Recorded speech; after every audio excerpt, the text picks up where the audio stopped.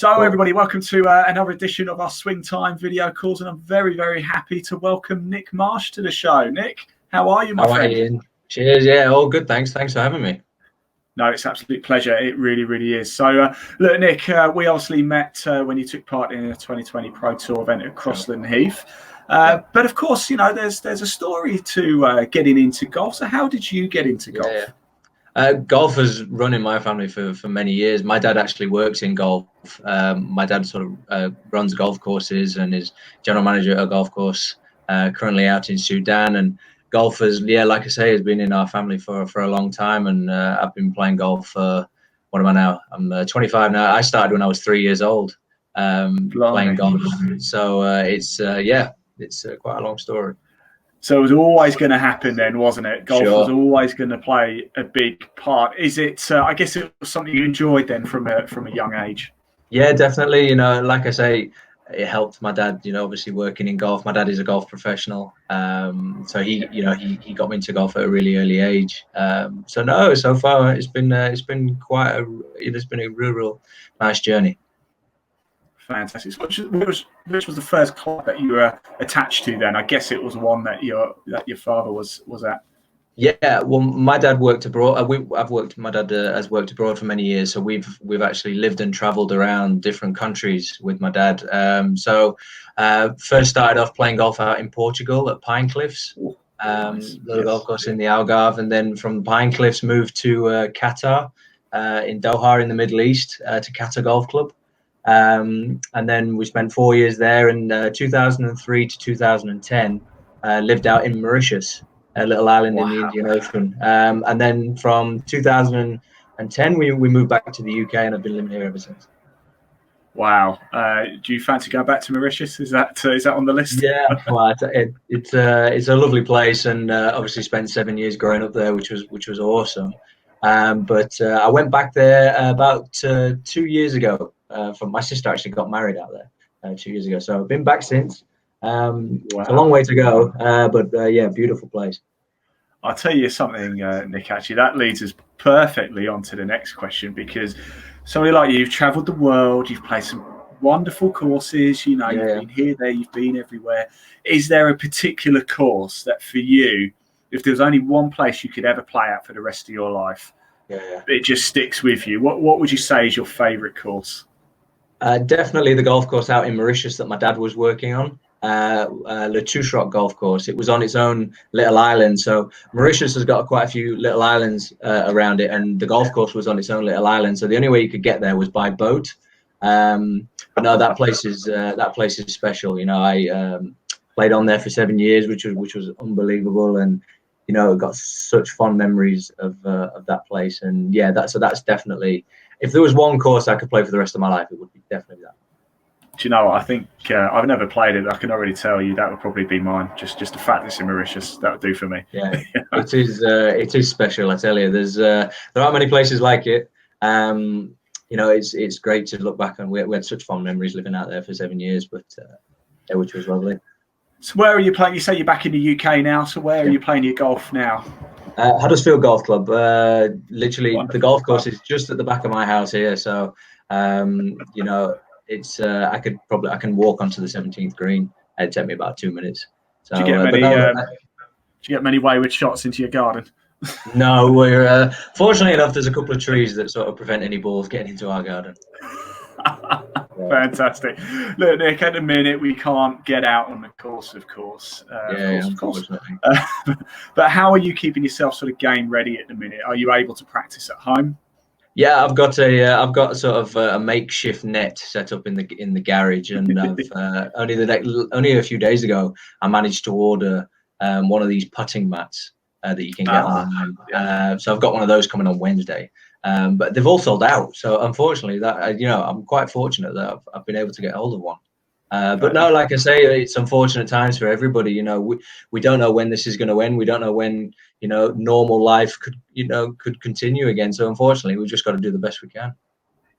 No, absolutely, and it sounds like you are making the most of it. So let's take you away from golf just for a minute, shall we, Nick? Yeah. And we want to find out what it is you do when you're not playing golf. You know, are you one of these people who, when I'm not playing golf, I'm thinking about golf, I'm playing golf on the PlayStation or I'm practicing in the garden? Or are you somebody who, like, I love golf to bits, I practice really hard, but I do need that time away as well? What type of person are you, Nick? I'm a bit of both, really. You know, I do like to sort of put the clubs away, but then I'm always trying to get better at golf, and I just love the process and the grind of trying to get better at golf. And if I'm not playing golf, I spend a lot of time with family. My sister has just had a baby boy, little Jasper. Congratulations! So thank you. So I'm spending a lot of time with my nephew. I've got a couple of friends who play rugby for a living, rugby league, so I go and watch them play at Leeds Rhinos, so I'm a big Rhinos fan. I'm a Rhinos fan myself. Oh yeah, all right, cool. Yeah, so I've got a couple of friends who play for their first team, so I like to go and watch them, which is great. But because I haven't grown up in the UK, you know, all of my friends I've met through golf. So whenever I see my friends, it's always a case of let's go have a round of golf. So I'm sort of a bit of both, really. I do enjoy playing loads of golf, and sometimes I do need a little breakaway. But I just try. It's just trying to find a happy medium, I guess. If you need a little break, Nick, Mauritius is a nice place to go to. Yeah. Just jump on a flight and head down there. Yeah, that'd be lovely. Right, Nick, you're not going to like me very much for this, but we do like to have a little laugh at your expense. Now, I'm a bit of a chopper in golf. You're obviously you're a pro, so you're far better than I am. But there must be an embarrassing moment or two where you've just thought, "Oh no, why have I done that?" Yeah. What's been your most embarrassing moment?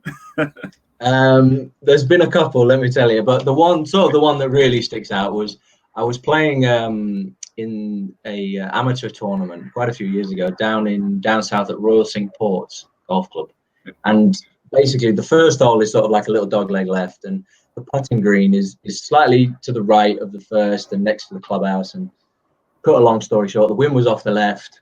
Loads of my amateur peers were on the putting green, putting out and practicing putting, and I've hit my first tee shot and I've carved it way right. I mean, out of bounds, reload, whatever, and it's pitched on the putting green.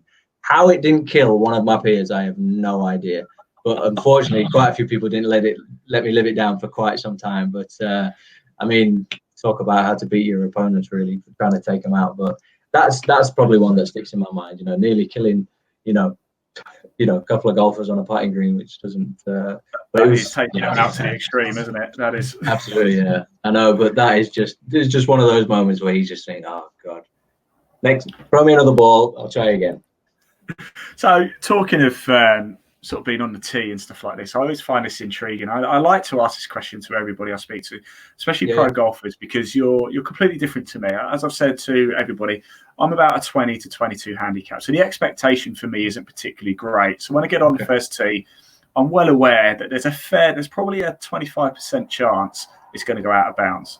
So when it happens, it's like, yes, it's embarrassing, but it does happen. But for you, you're a professional. There's a far greater expectation, Nick. Do you still get nervous on that first tee, especially when there's people around? Yeah, of course. I mean, listen, nobody steps on a tee and tries to hit a bad shot. That's always what I try and tell myself. We're out here trying to do our best. A little bit of pressure is nice. For me, I think if you don't get nervous, you don't care. And I think all of us want to do our best, and we're always trying to give it 110%. So, I mean, I just always think it's quite normal to get nervous. And I think the more times that you do it and the more times you put yourself in pressure situations, I think the better chance you have of handling it really well. So I guess it's good to feel nervous, but then also embrace it and understand that it's so natural and normal to feel nervous. Fantastic. It's a good answer, and it's very true, actually. You're very right. I certainly get nervous at first, especially if there's a clubhouse full of people behind, and especially like say I hack my way around half the time. But look, golf is a physical game, as we know. It's also a mental game. It's a psychological battle, isn't it? It's 4 hours long, and sometimes it can be even longer than that, especially with slow play, etc., etc. Sure. How do you keep yourself going? Have you got yourself into sort of headspace that if you're in contention for a competition, fantastic. Right? Motivation is not difficult when you're in contention. Is it the same when you're not in contention?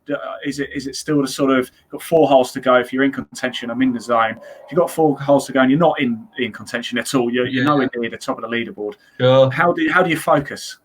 I guess really, I mean, I always try and hit my next shot is the most important shot. So I always think, what's the best I can do in this situation? You know, what's the best shot I can hit? Try and give myself the best opportunity to shoot the best score. And just like I say, I mean, sure, it's not great if you're not in contention, of course. You know, obviously it doesn't mean you're not playing well or whatsoever. But I guess when you are in contention, you're just trying to play the next best shot, the best you can, and just do your best and try and make as many birdies as possible. Absolutely. No, I like that. It's a good mindset. So, when did you actually turn pro, Nick? How long have you been a professional? You're still a young man, aren't you? So... Yeah, I've been. This is my 5th year as a professional. I turned pro at the end of 2015. Had a really decent amateur career and decided to give it a go as a pro. And how's it going so far for you? Are you you're looking to the future? Yeah, I mean, it's definitely not been a smooth ride, shall we say. Played on the Challenge Tour in 2018 and unfortunately lost my card. Got my card through the Euro Pro Tour, finished in 2017, finished in the top 5, which got me my Challenge Tour card for 2018. Played a full season on Challenge Tour. I played terrible, to be honest. I didn't make nearly enough money to keep my card. Lost in form. So 2019 was a decent year. Played out on the MENA Tour out in the Middle East and managed to get a win out there, which was great. And just gradually trying to get myself back up to the top ranks. And so, what's the plan? I know 2020 is on hold at the minute, but when we do get back to it, are you sort of looking more ahead to 2021 now, or are you still thinking, no, hang on, there's still a big opportunity? Not really. No, I think well, we don't know when normal life is going to resume, do we? But I guess if by the end of maybe June, July, August, if any golf tournaments are kicking off, then I'll definitely be keen to get going and keep playing again. I'd like to go to Q School at the end of the year if it's on, if the European Tour are holding a Q School, and if not, then I'll just have to look towards 2021. Fantastic. So, look, Nick, we've got a lot of people who like to know what the pro golfers actually play when they're out on the course and are in the heat of battle. So, Nick, what is in your bag? Let's start from the top, shall we? Let's start driver down. Yeah, sure. So, driver using the Mizuno ST200 driver. Very nice. I had a lot of good things about that. Yeah, I mean, it's a very, very good driver. It seems to be performing well. 3-wood, I've got a Callaway XR, which is quite a few years old, but it's sort of like a trusty rusty, which sort of always seems to work. So definitely keeping that one in the bag for a while. And then irons, I've got the Mizuno JPX 919 Tour irons. They've been in the bag now for quite a while. I've had quite a few sets of those in the last couple of years. Widely regarded, those JPX model, aren't they? Especially they're really good. Nice really, to look at as well. Yeah, they are, absolutely. You know, I've been Mizuno helped me out a lot, which is really good. So their stuff is brilliant. And then for wedges, I've also got the Mizuno wedges as well. So and putter, I've got a Scotty Cameron. Ah, beautiful. Do like a Scotty Cameron, I have to say. Yeah. What Scotty Cameron do you have? It's not a Newport, is it? No, it's what is it? It's a sort of a black D-shaped head with just a one white line across it, all black, which is class. So that's been in the bag now for quite some time. And hopefully it's going to stay there. Hopefully it's going to behave itself and stay there for as long as possible. Absolutely. I'll tell you what, talking about behaving yourself, how many hole-in-ones have you had, Nick? Give us a I've had six hole-in-ones. 6? Okay. Yeah. That's pretty good. In fact, that's very good. Yeah, that's not bad. I can try and remember where all of them. I think a couple. I've had one in Mauritius. I know that for a fact. And I've had one in Spain, and then the other 4 have been in the UK. Might take me a while to remember where though. So but I've definitely had 6. 6. That is. Hang on, let me just work it out. That's 6 more than I've ever had. So. Well, mate, listen, you can keep on playing golf. You never know. You might get lucky one day. That's the plan, Nick. That is the thing. Is I love golf. I love it to bits. I'm just not particularly great at it. That's why as long as you love it and as long as you enjoy it, and I think that's the main thing. I think the day that either you or even me, if I stop loving playing it and enjoying the grind, then I think I'll just put the clubs away. Good man. I couldn't have said it better myself, to be fair. Yeah. Look, Nick, it's been a wonderful chat so far with you. I will let you go in a minute, but before I do, I always like to just give you the opportunity to say a special thank you to anybody who's helped you throughout your career. Also, I know obviously your dad's obviously played a role. Yeah. Any sponsors, Absolutely. any coaches, anybody you want to say a big special thank you to, please. Yeah, please go sure. ahead. I mean, a big shout out to Glenmuir and Sunderland Golf. You know, those guys have been supporting me for the last couple of years now. Abhishek Rawaya and all the Rawaya family for helping me out with Glenmuir. They've been absolutely fantastic. The product that they and Glenmuir stuff by myself. I've got a couple of Glenmuir mid layers. They are so comfortable to wear. They really are. They I'm not do just saying produce that. A fantastic product. No, they do produce a fantastic product, and I'm really, really proud to be an ambassador for them. Mizuno helped me out, like I said. Alex Thorne at Mizuno and Matt McIsaac on the guys on the tour van. Thank you so much for all your help. They build decent clubs, those lads, so they're pretty good. And I've got a physio, my physio, Physiotherapy, Mike Murray. He actually does work with the 2020 tour as well. So brilliant! Yes. You'll get to meet him at a couple of the events. But he's a top physio. Big shout out to him. Thank you for all his help.